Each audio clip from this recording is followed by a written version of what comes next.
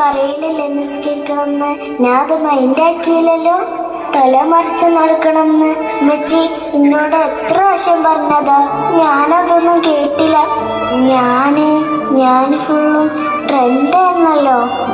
ഇമ്മച്ചിയെ മഗ്‌രിബിന്റെ നേരത്ത് ഇൻസ്റ്റാഗ്രാം നോക്കിക്കൊണ്ടിരിക്കുമ്പോ ഉമ്മച്ചി ഖുർആൻ ഓതാൻ പറഞ്ഞിരുന്നില്ലേ, ഞാൻ അത് മൈൻഡ് ചെയ്തില്ലല്ലോ.